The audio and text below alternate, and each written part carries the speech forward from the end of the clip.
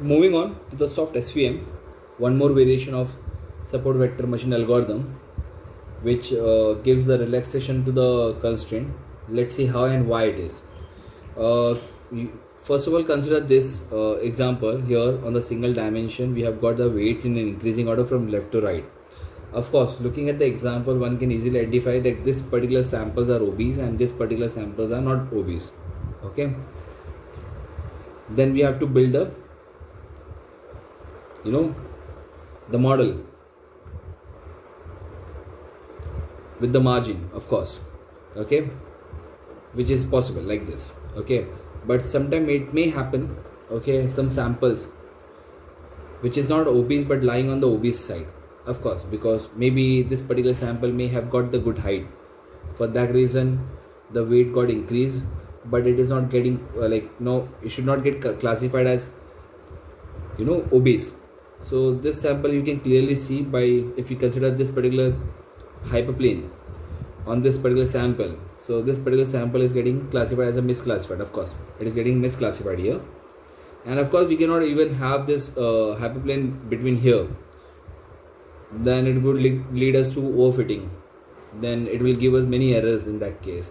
So somewhere we have to allow misclassification. So that's what soft SVM do. So similar same conditions. Okay, xi, that is the input, is given, yi, the output is expectingly in the form of -1 and 1, same input variable, output variable as we saw before. The only difference is that soft SVM relaxes the linear separability constraint by introducing the slack variable denoted by epsilon I. And how it does, let's see. So soft SVM is obtained by solving. Again, you just have to come up with the values of w and b, which you all know. The w is a vector which is normal to the hyperplane, and the b is the distance from the origin, such that now they have, you all can see, they have just introduced here minus epsilon I. Okay, so the distance you calculate, okay, with the equation, the constraint we have got here, which was in normal SVM it was greater than 0, in hard SVM which was greater than 1, greater than or equal to 1, we just have added here minus epsilon I. What is this epsilon I? Basically it is a distance of the violation. Let me give you a simple example here. Look at this diagram. Of course, on the left hand side we have got again the negative class, on the right hand side we have got the positive class. You all can see outputs. Some samples have been placed here, and of course there are certain violations also, you can see, like this particular sample is lying on this side, okay, which was supposed to be on that side. Again, this sample is lying on this side, which was supposed to lie in this side, actually that side and this side, of course. And we have just measured the error, okay, that is a violation happened, and that is considered as a slack variable denoted by epsilon. How to measure it? You can see the distance have been measured for this particular point to the margin of this, because it was supposed to be, this particular sample has to be supposed to be lie on this side of the margin. Of course, that this particular sample should not cross this particular margin like that.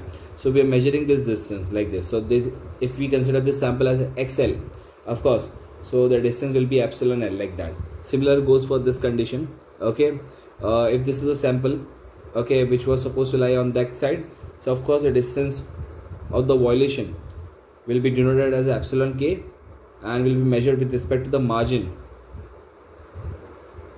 like this. Okay, the margin on that side which was supposed to be on that side, like that. Okay, now you all also know that the equation of this line, now we all know the distance of every particular point lying on this particular plane will be 0, and the distance of every particular point lying on the margin will be equal to 1 on both the side, and equal to -1 here on this side with respect to hyperplane.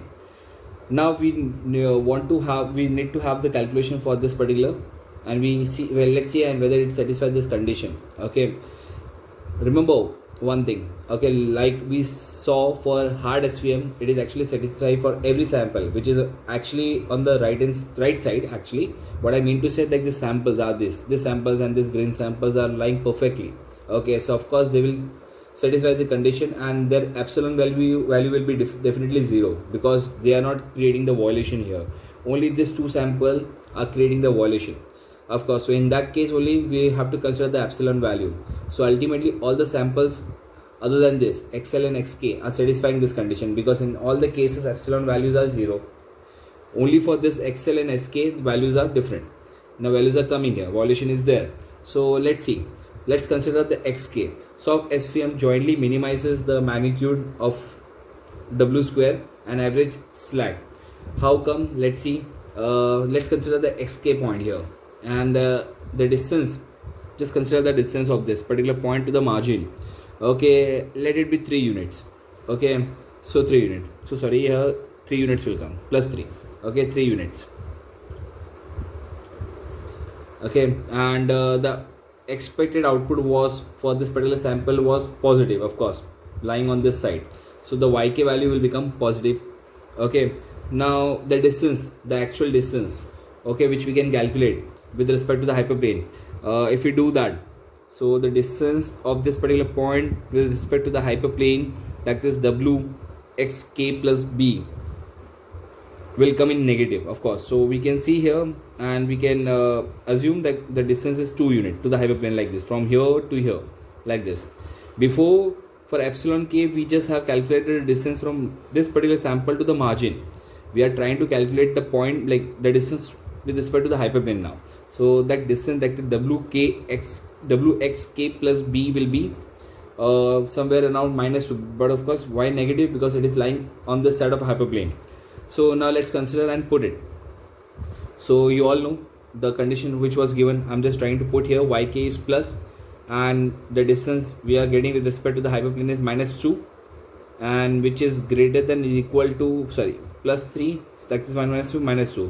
So -2 is greater than or equal to -2. You all can see it is satisfying the condition. Okay, if we consider the second point, let me consider this XL point again. So let's consider the XL point now. Okay, you can see the number of unit distance it may consider. We can consider that it is 4 unit far, so epsilon L value will be 4. Okay, and what we are expecting YL value for that is -1, because it has supposed to lie on this side, on this particular side. So YL minus equal to -1, and the distance which we calculate now, which will come in positive, of course, because it is lying on this side of hyperplane with respect to hyperplane. So the equation through which we can actually calculate the distance of it will be W XL plus B. Okay, which here, in here there was a mistake here, just ignore this. Okay,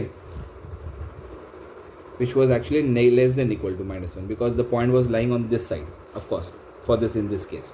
But in this case the point is lying on this side, but of course the distance will be greater than or equal to 1. So let's consider the distance of this particular point to this particular point, to the hyperplane point, maybe the 3 units. Okay, plus 3, of course, because you know distance is positive on this side of hyperplane. So if we substitute this value now once again, so you know YK value will be +1, sorry, not +1, -1 in our case now, because we want this particular point to lie on this side. Okay, but the actual distance we are getting is let's consider this distance as +3, of course. So this will become +3, and which is also greater than 1 minus epsilon. Epsilon value we have got for it is 4. So you can simply say see again that -1 into +3 will become -3 is greater than or equal to -3 again. So of course it is satisfying the condition.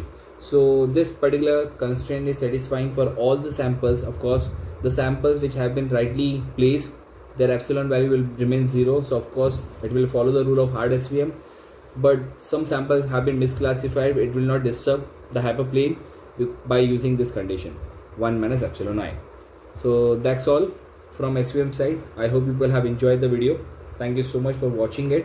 If you liked it, kindly like the video, comment below, and subscribe to our channel. Thank you.